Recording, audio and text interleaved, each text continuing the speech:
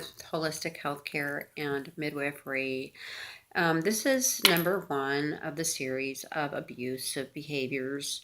Now I'm going to cover narcissism. Narcissism is actually a mental illness. It is in the psychiatric diagnostic manual called the DSM-3. It's considered a personality disorder, and so that would be narcissistic personality disorder.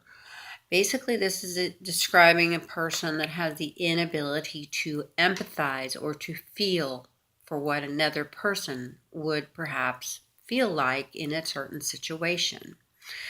It's all about them. It's all about they're the most important thing in the whole wide world. They want to be in control of everything.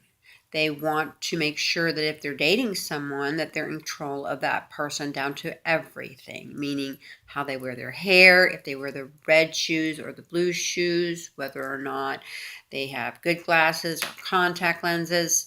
All of it's based on them. Nothing to do with you or me or anybody else. It's 100% them. Now, back in the day, that used to be called very conceited. Nowadays, it's called narcissism. Narcissism is a big problem because the people that have this personality disorder are anguished. If they cannot get control of a situation, they will go into what they call a narcissistic rage, and anything can set them off. So when you're actually having anything to do with a person like this, say for instance, it can be your mother, it can be your boyfriend, your girlfriend, your daughter, your son, your friend, you really don't exist in the relationship at all. They have no ability to feel how you or anyone else may feel, but the main thing they care about if they're with you is how you make them look or how you make them feel. So a lot of women and men, let's just talk about women and men partnerships, however you want to look at that, and a gender. We'll get into a situation to where one person will be a little bit more caring, empathic. There's nothing wrong with that, as long as it's balanced, as long as it's not needy, as long as they have come from a very good place of self-esteem and self-worth. If not, what happens is a person that has narcissistic personality disorder will pick up on that and pretty much start off taking advantage of that person very much, because that is the thing about narcissistic personality disorder, is that you are their thing. You are not their girlfriend, not their boyfriend, you're not their daughter. Because of this illness, I could almost compare it to autism or Asperger's disorder, where those people have a very difficult time getting out of their own brain. And we look at that as a terrible disorder. So is narcissistic personality disorder, except for this particular disorder goes hidden instead of being really out there in front of everything. And people can get trapped and tricked and thinking that they're with a normal person, partner, or friend, when indeed what's happening is that they're basically being used as much as a toaster would be used, as much as a lamp would be used. And it's a very sad thing. But the saddest part about it is a lot of abuse comes with it. Because abuse, as you remember, the definition is any cruel, hurtful, violent, controlling, physical or psychological behavior with the intention to inflict pain and demonstrate power over another person that they're in some sort of a relationship with.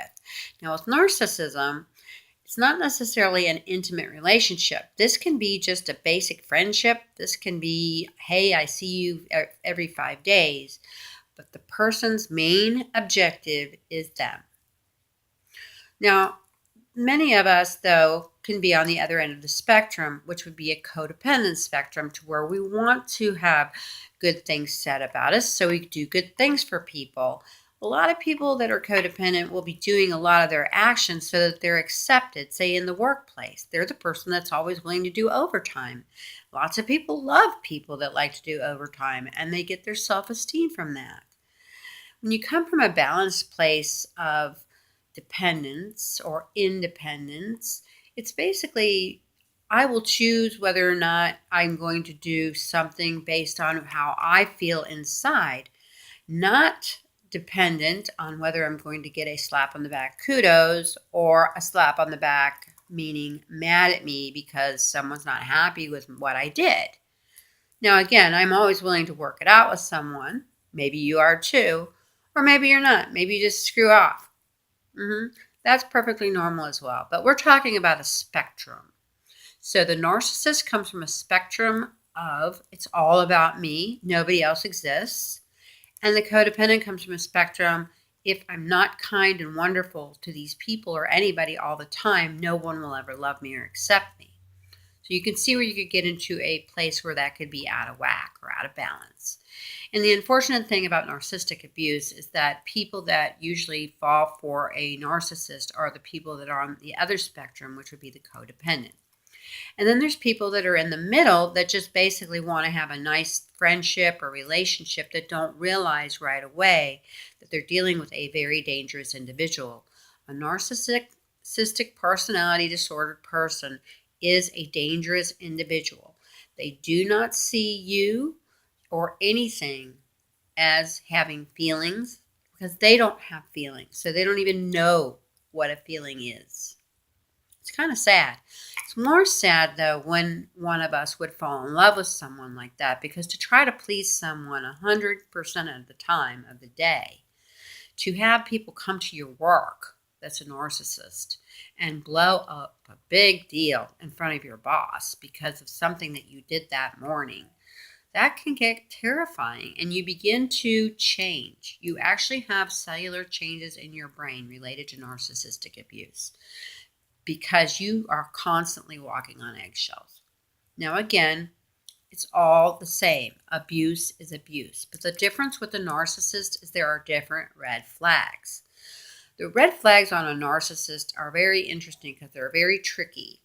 One thing is this: if it's too good to be true, it truly is too good to be true. And I'm speaking from experience. I have been a narcissistic abused person, and to my detriment. And it's changed my life in a lot of ways. However, if I had not come through it and stayed a victim and stayed as traumatized as most of the narcissistic abusive people can make a person be, I wouldn't even be able to talk to you about it. That's how sad and how ill people can get if they're in long-term relationships with this type of a personality. So very sad, but very true. So when I say it's too good to be true, I'm talking about you've had a couple of dates and you are talking back and forth, you think. But what's really going on is that person is listening very closely to what you're talking about, and they will be agreeing with every single thing that you say. In my experience, I was talking to them about my spiritual path, and it's totally into my spiritual path. I mean, you want to know everything about it. And we had a lot of fun with that for months. However, back to the story, everything that I wanted to do, he loved to do. He wanted to go do. I mean, it was fantastically wonderful to have a person that actually had the same common goals as I did. Was not an alcoholic, did not take drugs or a drug addict, come from a fairly normal dysfunctional family, if there's such a thing, very understanding, very complying when it came to the things that I wanted to do. And so, of course, naturally, I fell in love. Well, to get to that story, we spent 2.5 years together, and I really felt like I had met the love of my life. But the love of my life, when I found out 2.5 years later, was married, had 2 children. The wife and children lived in Australia. And he decided to walk out on me one day, and he had been seeing someone else and actually divorced his wife and married to someone else to get a job as a director at another company. So essentially, I'd been living in a la-la land kind of a lie for 2.5 years, believing I'd met my soulmate, when indeed what I'd met was a narcissistic personality disordered human being who happened to be an extremely good actor. And I'm not kidding, he was into acting. That's another funny kind of red flag too with people is, If you find out they're into acting and they have these symptoms of narcissistic personality disorder, I mean, he had me tricked. And I thought I was someone that could never be tricked like that. What that does is that blows a hole in your trust factor. Didn't mine. I mean, how do I trust myself? I thought everything was a go. When red flags were usually the kind, that were horribly abusive and mean and horrible to me and yelling at me and all that kind of thing, I know that's a no-go. I know it's a no-go when someone actually puts their hand on me and hurts me like that. But for someone to be that wicked, to be acting that way for 2.5 years and lying, compulsive lying, I thought everything was great. It wasn't. And that's why I also want to end the video on this, because we'll talk a little bit more about it and about perhaps your feelings about it if you want to write some down below, is that is the importance of getting to know somebody. There's no race. There's not a race to the finish. I mean, if you're going to have a journey life together, that's what it is. It's a journey. And I can admit, don't actually know a human being, the real person, for at least I'd say 6 to 12 months. And that means they're even inviting you into your friends group, their friends group. They want you to meet their parents, everything. Because the little teeny things like that were not happening in some of these abusive relationships I've been involved in, as well as other people. It's like he wanted me all to himself, which made me more isolated, which made me have less friends, which made me depend on him more. Now, this is not just me talking. This is also a lot of other people I'm sure have the same story. And usually, like I said, a narcissistic personality disordered human being will go for a nice, compassionate, kind, caring person. And I have been, like I said, for the past 37 years, a nurse and a midwife. So I get paid to care. I actually like to care. But unfortunately, it can be used against you if not careful. So I wanted to put that out there so that not everybody gets tricked like I was. That was pretty much a shock to me at 50 years old.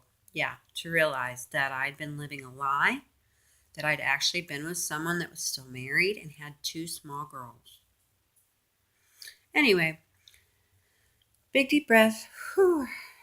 Big deep breath. And remember to smile. It's nobody's fault when we fall in love. We don't choose. No. But perhaps me and you together, we can learn how to pick out these things before they happen and to hopefully go forward with healthy, good, loving, reality relationships. I hope you have a peaceful day.